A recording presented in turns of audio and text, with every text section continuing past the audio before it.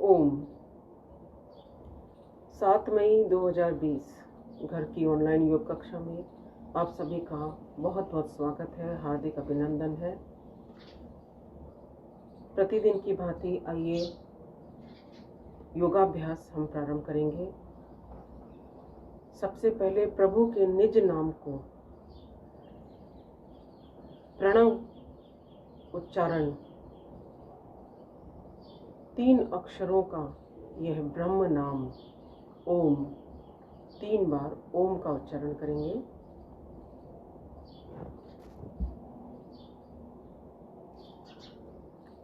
आइए सबसे पहले हम अभ्यास करते हैं। क्षमा करें, 3 बार ओम का उच्चारण करेंगे। पूरा गहरा श्वास भरिए। श्वास को बाहर की ओर निकालते समय पहले अधिक समय के लिए ओ का उच्चारण और फिर क्षण भर के लिए माँ का उच्चारण। जैसा कि मैंने पहले बताया था, अ, ओ और म 3 अक्षरों से मिलकर यह ओम बना है। और ब्रह्मा विष्णु महेश अर्थात इस सृष्टि का जन्मदाता, इस सृष्टि का पालन करने वाला और इस सृष्टि को अपने आप में समाहित करने वाला, इन तीनों का जो निज नाम है वह ओम है। ओम का उच्चारण करते हुए आज के सत्र को प्रारंभ करेंगे।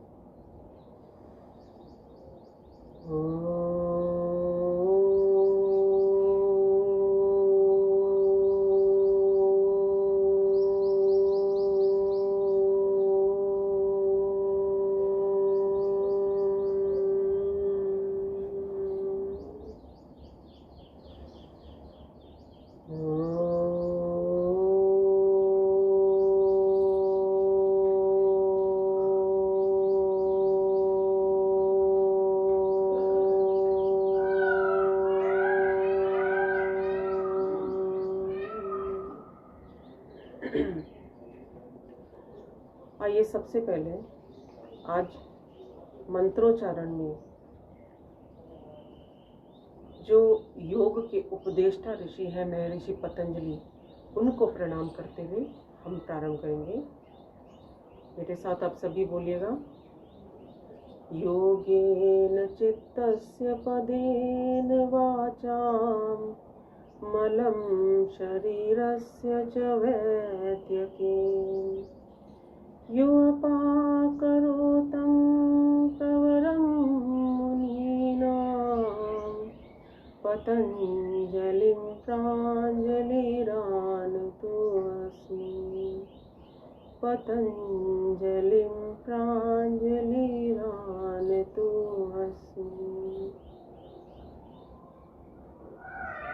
ऋषियों में श्रेष्ठ हे मुनिवर, हे पतंजलि,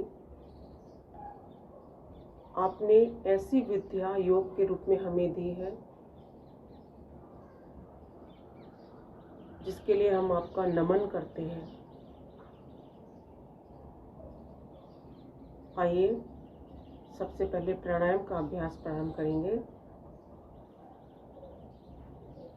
पहली अंगुली और मध्यमा तर्जनी को मिलाकर अंगूठा और पहली अंगुली को हल्का दबाव देते हुए रखना है।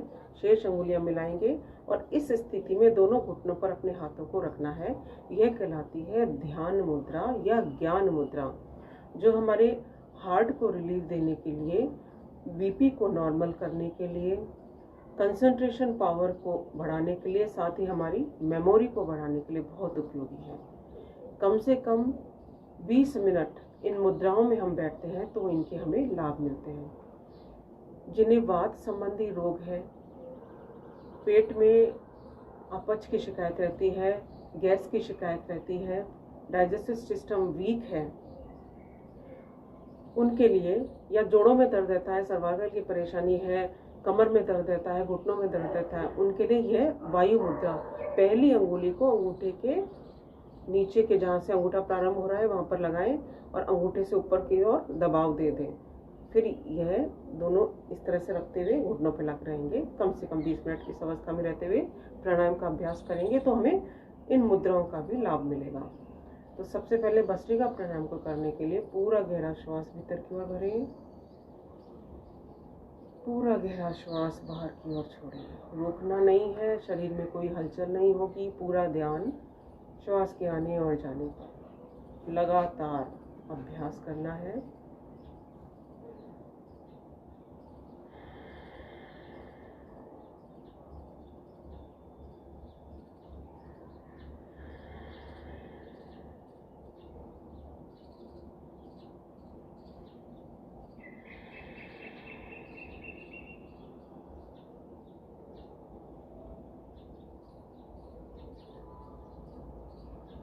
जितना समय श्वास को भीतर की ओर लेने में लगा रहे हैं उतना ही समय श्वास को बाहर की ओर छोड़ने में लगाएं।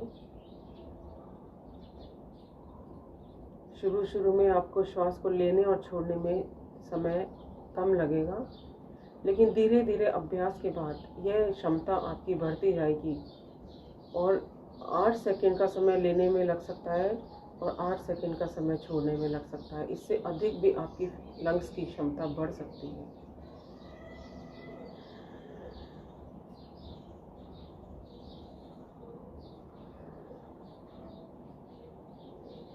शरीर की रेजिस्टेंस पावर को बढ़ाने के लिए बहुत उपयोगी प्राणायाम है भस्त्रिका।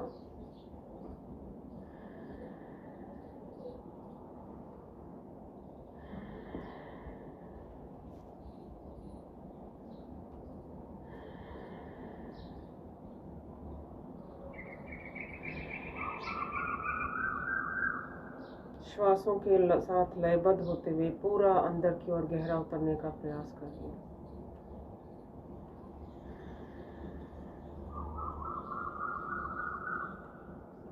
आंतरिक दृष्टि से अपने श्वासों को अंदर की ओर उतरता हुआ देखें। एक एक सेल तक, एक एक कोशिका तक ऑक्सीजन को, प्राण वायु को पहुंचाने का प्रयास करें। पूरे भाव के साथ, पूरे ध्यान के साथ प्राणायाम का अभ्यास करें।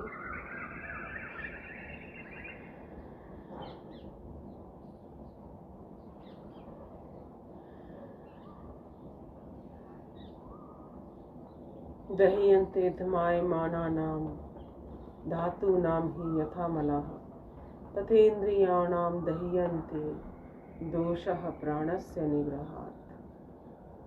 जैसे स्वर्ण, चांदी, ये आदि धातुएं अग्नि में तपाने से न केवल इनका मल विकार दूर होता है, बल्कि जिस भी आकार में हम इसे ढालना चाहते हैं उस आकार में हम इन्हें ढाल सकते हैं। उसी प्रकार भस्त्रिका प्राणायाम का अभ्यास करने से या अन्य प्राणायाम का अभ्यास करने से हमारे मन की सारी नकारात्मक ऊर्जा समाप्त हो जाती है, सारे मल विकार दूर हो जाते हैं, सारे विचार शांत हो जाते हैं। ऐसी स्थिति में हम अपने आप को, अपने मन को सकारात्मक पॉजिटिविटी की ओर, अपने प्रभु की ओर, जगत के कल्याण की ओर दिशा दे सकते हैं। आवश्यकता है प्रतिदिन विधि पूर्वक नियमित योगाभ्यास की।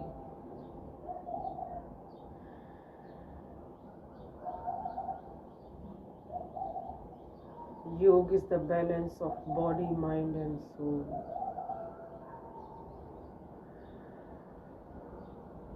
मन, इंद्रियां, आत्मा और परमात्मा से मिलन, यही योग है, यही योग का लक्ष्य है।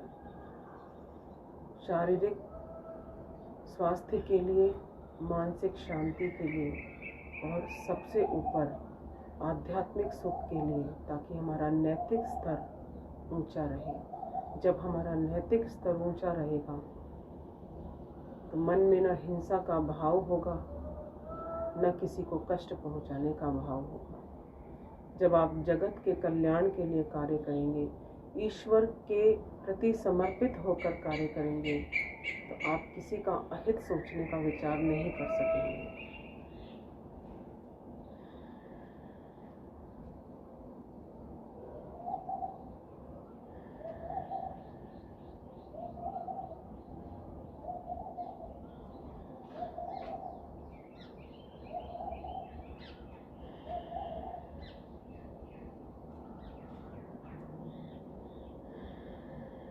विश्राम।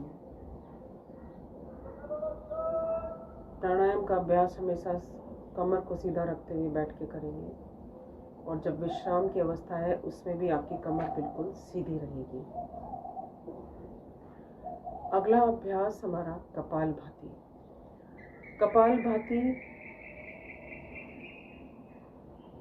कपाल यानी फॉरहेड, चेहरे का अग्र, ललाट, हमारा मस्तिष्क का अग्रभाग, और भाति तेज, ओज, आभा, कांति, दीप्ति, इंग्लिश में समझें तो ग्लो, ब्राइटनेस।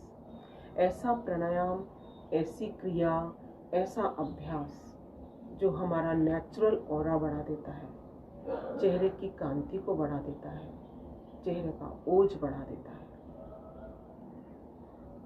लगातार श्वासों को बाहर की ओर निकालेंगे तो स्वतः ही हमारा पेट अंदर की ओर पीठ से लग जाएगा। जो श्वास स्वाभाविक रूप से भीतर की ओर जा रहा है उस तरफ कोई ध्यान नहीं देना, पूरा ध्यान श्वासों को बाहर की ओर छोड़ने पर रहेगा।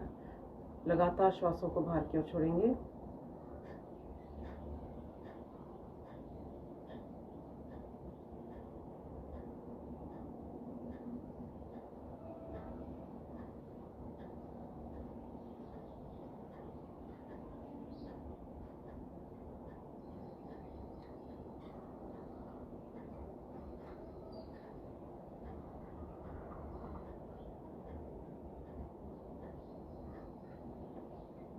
प्रत्येक श्वास के साथ बाहर की ओर निकालते हुए मन ही मन ओमकार का मनन करते जाएं। श्वासों को बाहर की ओर निकालेंगे, ओम ओम ओम ओम, मन ही मन ओम का मनन करते जाएंगे। श्वासों को बाहर की ओर निकालते हुए मन में ऐसा पवित्र भाव रखेंगे कि प्रत्येक श्वास के साथ मेरे शरीर की सारी नेगेटिविटी बाहर निकल रही है, सारे शरीर के सारे दोष, शरीर के सारे रोग श्वासों के साथ बाहर की ओर निकल रहे हैं। ऐसे संकल्प के साथ जब हम अभ्यास करते हैं तो सही में उसके परिणाम हमारे सामने आते हैं, अच्छे परिणाम सामने आते हैं।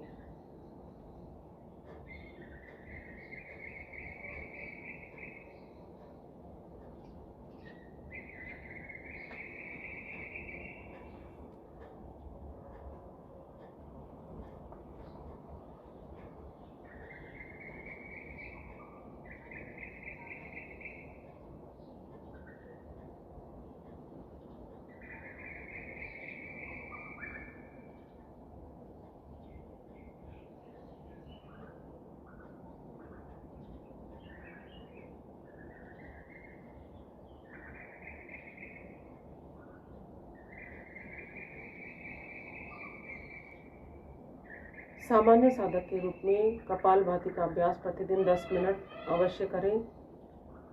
जिन्हें डायबिटीज़ की शिकायत है, मधुमेह की शिकायत रहती है, जिन्हें बहुत ज़्यादा कब्ज रहती है, जिन्हें किसी प्रकार का कोई चर्म रोग है, शरीर में गांठें बन गई हैं, वे लोग 15 मिनट प्रतिदिन इस प्राणायाम का अभ्यास करेंगे तो इन परेशानियों से मुक्ति मिल जाएगी। महिलाओं के लिए कपालभाति एक बहुत ही महत्वपूर्ण प्राणायाम है। शरीर के मध्य भाग में स्थित अंगों का इससे मंथन हो जाता है। रिप्रोडक्टिव सिस्टम हमारा साउंड बनता है। लेडीज़ में जो पीरियड्स के टाइम में इरेगुलरिटीज होती हैं, पेन होता है, परेशानी होती है, वह इस प्राणायाम के अभ्यास से धीरे धीरे खत्म होने लगती है। लेकिन जिस समय आपका पीरियड्स का टाइम है, माहवारी का समय है, उस वक्त इस प्राणायाम का अभ्यास हमें नहीं करना है। लगातार अभ्यास करते रहें।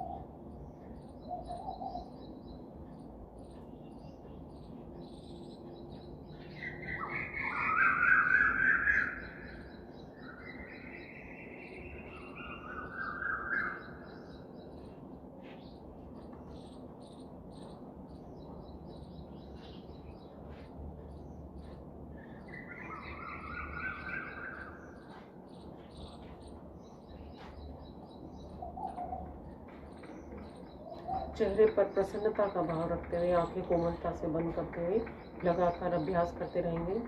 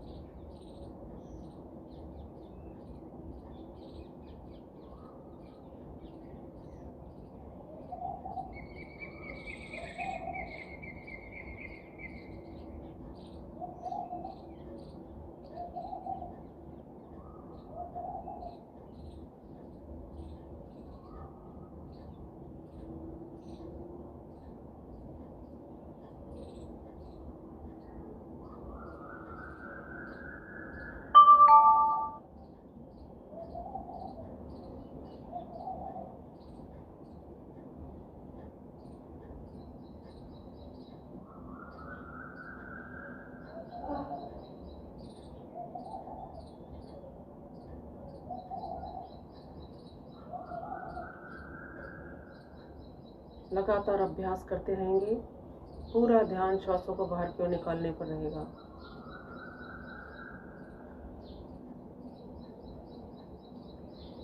मन को बिल्कुल शांत कर देता है कपालभाति प्राणायाम, विचार शून्य कर देता है और निर्मल मन, जो हमारा विचार शून्य मन है, वह आगे ध्यान की ओर स्वतः ही अग्रसर होने लगता है। नियमित रूप से लगातार अभ्यास करते रहना है।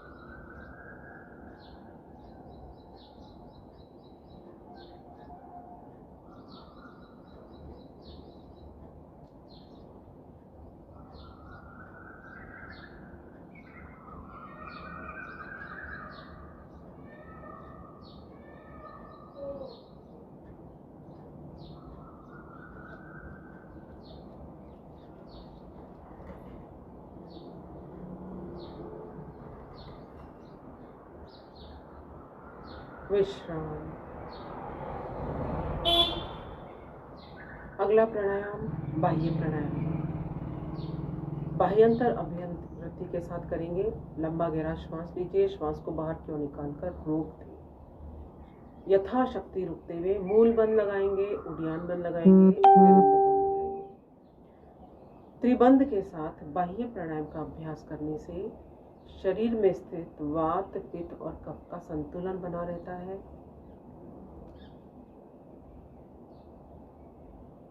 जो हमारे अष्ट चक्र है, मूलाधार चक्र से ऊर्जा का ऊपर की ओर और ऊर्ध्वगमन होने लगता है। ऊर्जा ऊपर की ओर प्रवाहित होने लगती है, चक्रों का शोधन होने लगता है।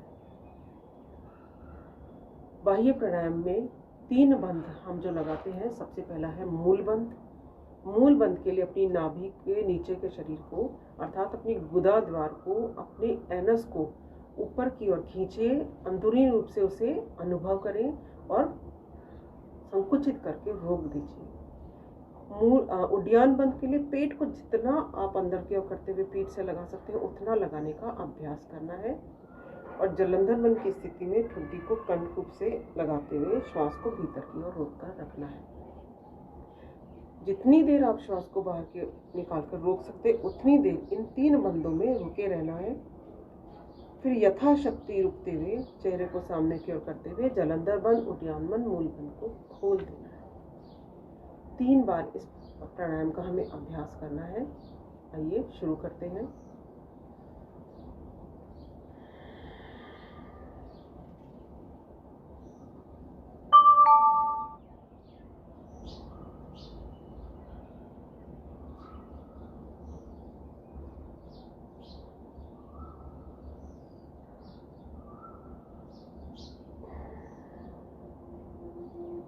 जिन्हें हाई बीपी की शिकायत है, जिन्हें हृदय रोग की शिकायत है, वे लोग इस प्राणायाम का अभ्यास नहीं करेंगे। श्वास के रोकने वाली कोई क्रिया नहीं करेंगे।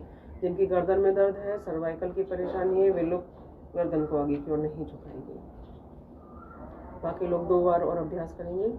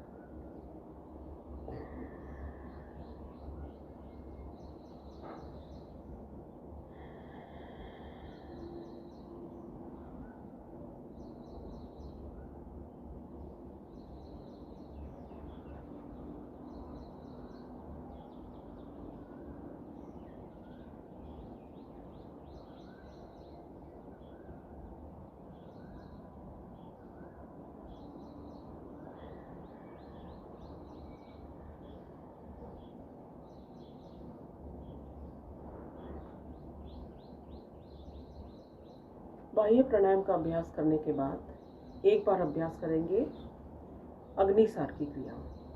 अग्निसार की क्रिया, लंबा गहरा श्वास लें, फिर श्वास को बाहर की ओर निकाल कर रोकते हुए पेट को आगे पीछे हिलाना है, पेट पे कंपन करना है।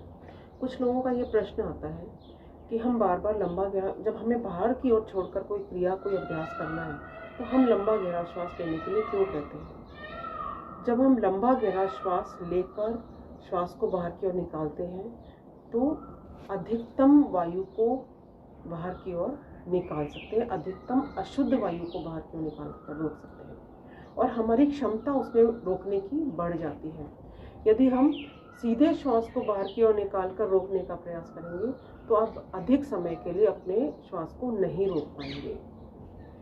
लेकिन लंबा गहरा श्वास लेकर लंबा गहरा आप छोड़कर श्वास को रोकते हैं तो आपको रोकने की कैपेसिटी जो है बढ़ जाती है। इसलिए हम पहले लंबा गहरा श्वास लेने के लिए कहते हैं, फिर उससे बाहर की ओर निकालकर रोकने का निर्देश दिया जाता है। अग्निसार की क्रिया का अभ्यास करेंगे।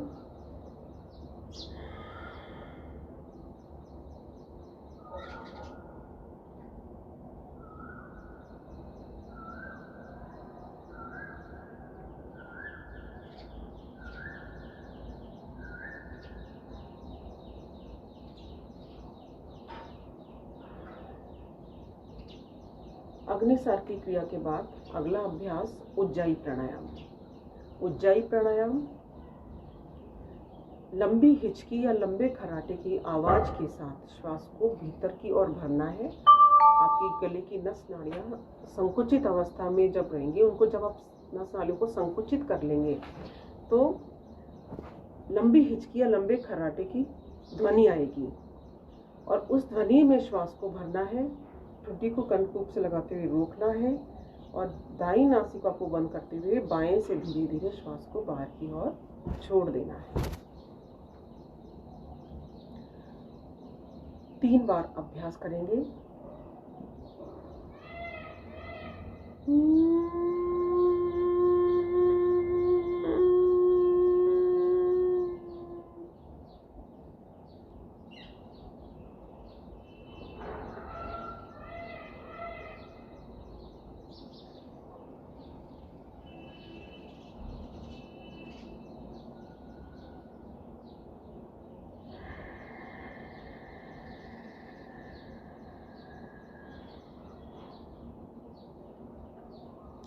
दो बार और अभ्यास करेंगे। श्वास को तेजी के साथ नहीं छोड़ना, धीरे धीरे छोड़ना है।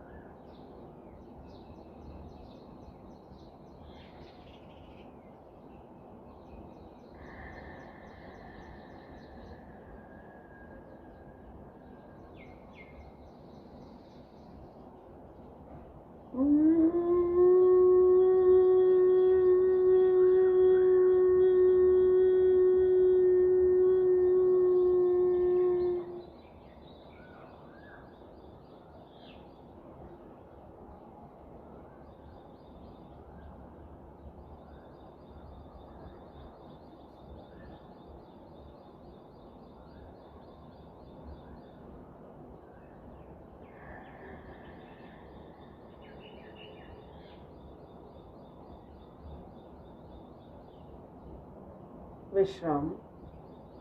3 बार उज्जाई प्राणायाम का हमने अभ्यास किया।